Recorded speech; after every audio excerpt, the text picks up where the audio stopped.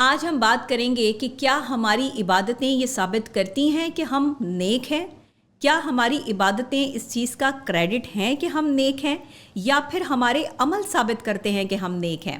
دونوں ہی صورتوں میں سائیکلوجیکلی ہم اس کا نچوڑ کیسے دیکھ سکتے ہیں؟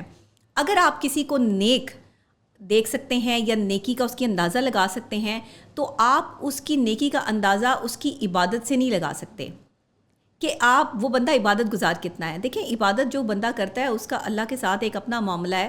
وہ اگر اپنا فرض ادا کر رہا ہے، نماز ادا کر رہا ہے، قرآن مجید کی تلاوت کر رہا ہے، تو یہ ہم پہ فرض عبادتیں ہیں۔ آپ پہ بھی فرض ہے، مجھ پہ بھی، اور ہم سب مسلمانوں پہ فرض ہے کہ ہم اپنے بچوں کو بھی سکھائیں اور خود بھی سیکھیں، کیونکہ یہ فرض عبادتوں میں ہیں۔ ان کا جواب آپ سے لیا جائے گا کہ تم نے نمازیں پڑھی تھی، کیونکہ نماز جو ہے وہ آپ کو گناہ سے بچا رہی ہے۔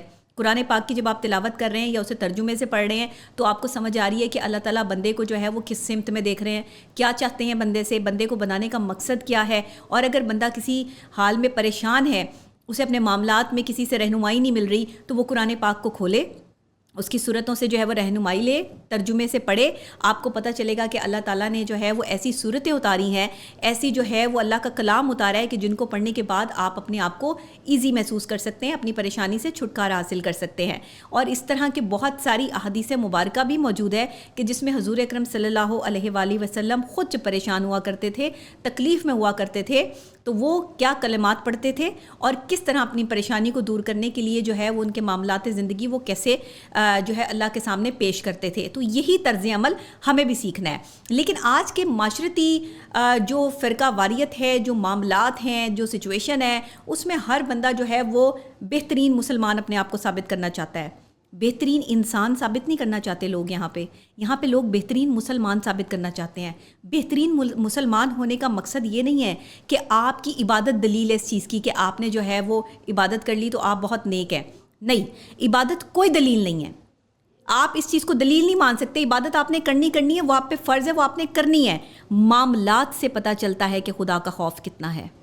عبادت کوئی دلیل نہیں، معاملات سے پتہ چلتا ہے کہ خدا کا خوف کتنا ہے۔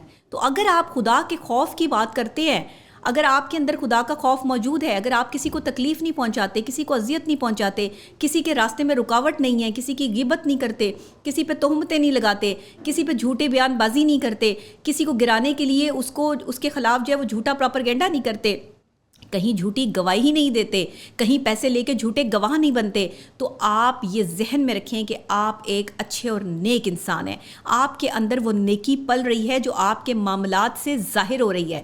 لیکن اگر آپ ایک ایسے انسان ہیں جو پیسے کے لیے اپنے ایمان کا سودا کر سکتے ہیں، اور پیسے کے لیے کسی کو بھی گندا کر سکتے ہیں، کسی کے بھی خلاف سازشیں کر سکتے ہیں، کسی کی بھی گھر اجاڑ سکتے ہیں، میاں بیوی میں لڑائی کروا سکتے ہیں، بچوں کو ماں باپ سے متنفر کرنے کے جو ہے وہ آپ یہ کام کرتے ہیں، تو پھر آپ سمجھ لیں کہ آپ نے اللہ کی بارگاہ میں اس چیز کا جواب دینا ہے۔ یہ دنیا میں تو آپ شاید جی لیں، لیکن آپ کی موت تب تک ممکن نہیں ہو سکے گی جب تک آپ ان تمام تر چیزوں کا حساب دے کے اس دنیا سے نہیں جائیں گے۔ تو عبادت آپ کی دلیل نہیں بن گئی کہ آپ نیک ہیں۔ عبادت آپ نے کرنی ہے، وہ آپ پہ فرض ہے، لیکن دلیل کیا ہے؟ آپ کے معاملات، آپ کا عمل ثابت کرتا ہے کہ آپ کتنے اچھے ہیں۔ تو اگر آپ کسی بھی انسان کو دیکھتے ہیں اور اس کی اچھائی یا برائی جاننے کے آپ پیمانے جاننا چاہتے ہیں، تو سائیکلوجیکل پوائنٹ آف ویو سے، معاشرتی پوائنٹ آف ویو سے آپ جو ہے وہ اس کی عادات اور اس کے معاملات، اس کے حالات دیکھیں کہ وہ کس طرح زندگی جی رہا ہے۔ کیا وہ دوسروں کے لیے یوزفل ہے؟ کیا وہ دوسروں کے لیے مددگار ہے؟ کیا وہ دوسروں کے لیے جو ہے وہ اللہ کی رضا کے لیے کام کرنے والا بندہ ہے؟ تو وہ ایک بہترین انسان ہے۔ اگر وہ اس میں قرآن نہیں پڑھ رہا، اگر وہ اس میں نماز ادا نہیں کر رہا ہے، تو یہ اس کا اور اللہ کا معاملہ ہے۔ اس میں آپ اس پر جو ہے وہ قدغن لگانے والے کوئی نہیں ہوتے، یا آپ اسے بیان کرنے والے کوئی نہیں ہوتے کہ وہ نیک ہے یا بد ہے۔ اللہ نے کہا ہے کہ کسی کی نیکی اور بدی کا ذکر جو ہے وہ تمہیں کرنے کی ضرورت نہیں ہے، یعنی تم مت اس کو بیان کرو کہ کوئی نیک ہے یا بد ہے۔ اس کا فیصلہ اللہ کرے گا، اور فیصلہ اللہ پہ ہی چھوڑنا چاہیے۔ تو ہمارے یہاں معاشرے میں یہ تضاد جو پایا جاتا ہے کہ فلاں جو ہے وہ بہت عبادت گزار ہے، نماز پڑھتا ہے، قرآن پاک پڑھتا ہے، وہ نیک ہے۔ بالکل اچھی بات ہے، نیکی کی طرف لے کے جاتی ہے آپ کو نماز، قرآن پاک آپ کو نیکی کی طرف لے کے جاتا ہے، آپ کو ہدایت دیتا ہے۔ لیکن اگر آپ کے عمل میں یہ ہے کہ آپ کی زبان گندی ہے، آپ اپنی زبان اور ہاتھ سے دوسرے مسلمان کو نقصان پہنچاتے ہیں، لیکن آپ ایک طرف نماز بھی پڑھ رہے ہیں، ایک طرف قرآن مجید بھی پڑھ رہے ہیں، اور دوسری طرف آپ لوگوں کو تنگ بھی کر رہے ہیں، تو پھر آپ سمجھ لیں کہ آپ کس سمت میں ہیں۔ میں نے ایسے لوگوں کو دیکھا ہے، میری ذات کا ایکسپیرینس ہے کہ نمازیں پوری 5 کی 5 ادا کرتے ہیں، اللہ کے آگے 5 ٹائم جو ہے وہ سجدے میں جاتے ہیں، لیکن لوگوں کو تنگ کرتے ہیں، لوگوں کے خلاف سازشیں کرتے ہیں، لوگوں کے پیٹھ پیچھے باتیں کرتے ہیں، غیبت کرنے والوں کے ساتھ بیٹھتے ہیں، لوگوں کے مذاق اڑاتے ہیں، آپ کیا سمجھتے ہیں کہ آپ کا یہ عمل جو ہے وہ آپ کو جنت میں لے جائے گا، یا آپ نے نماز پڑھ کر جنت کی شورٹی لے لی؟ نہیں، جنت آپ کو تب ملنی ہے جب آپ کا عمل پکا ہونا ہے۔ اللہ کہہ رہا ہے کہ حقوق اللہ شاید معاف کر دوں، حقوق العباد کی معافی نہیں ہے۔ تو حقوق العباد میں جہاں کوتاہیاں آ رہی ہیں، جہاں لوگوں کو تنگ کیا جا رہا ہے، جہاں ان کو سائیکلوجیکلی ٹارچر کیا جا رہا ہے، وہاں سوچ لیں، سمجھ لیں اس بات کو کہ آپ نے آگے جا کر یہ کتنی مشکلات جو ہے وہ آپ کے لیے پڑنے والی ہیں۔ اور اکثر اوقات ہم یہ کہتے ہیں کہ ہم بڑی مشکل میں ہیں، ہم بڑی تکلیف میں ہیں، فلاں بندے کے ساتھ ہمارا جو ہے وہ تعلق بڑا جو ہے وہ پریشان ہو گئے ہیں، حالات ہمارے خراب ہو گئے ہیں۔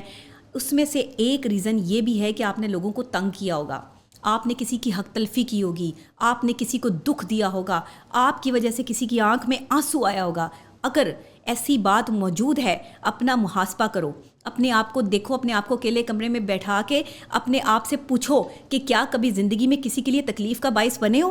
کیا کبھی کسی انسان کی آنکھ سے آنسو کی وجہ تم بنے ہو؟ اگر ایسا موجود ہے تو پھر اللہ سے معافی مانگیں، اس بندے سے معافی مانگیں، گڑ گڑائیں اللہ کے آگے کہ اللہ مجھے معاف کر دیں میرے اس عمل کی، اور میں آئندہ یہ عمل نہیں کروں گا۔ کسی کو تکلیف مت پہنچائیں۔ اس کے میں آپ کو بتاؤں کہ مکافات عمل بہت بڑی چیز ہے۔ کسی کی سچائی کا اندازہ لگانے کے لیے جو ہے نا، وہ اس کی عبادتیں مت دیکھو، اس کا عمل دیکھو، اس کے معاملات دیکھو، اس کے دل میں اللہ کا خوف دیکھو۔ جس کے دل میں اللہ کا خوف موجود ہے وہ صحیح انسان ہے، وہ سائیکلوجیکلی بھی جو ہے وہ پرفیکٹ ہے، اور وہ فزیکلی بھی جو ہے وہ ایک مضبوط آدمی ہے جس کے دل میں اللہ کا خوف موجود ہے۔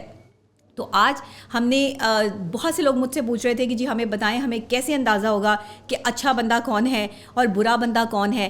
بہت آسانی سے آپ اندازہ لگا سکتے ہیں، کسی کا عمل کیا ہے، کسی کے معاملات کیا ہیں، آپ کو اندازہ ہو جائے گا کہ یہ اچھا بندہ ہے یا برا بندہ ہے۔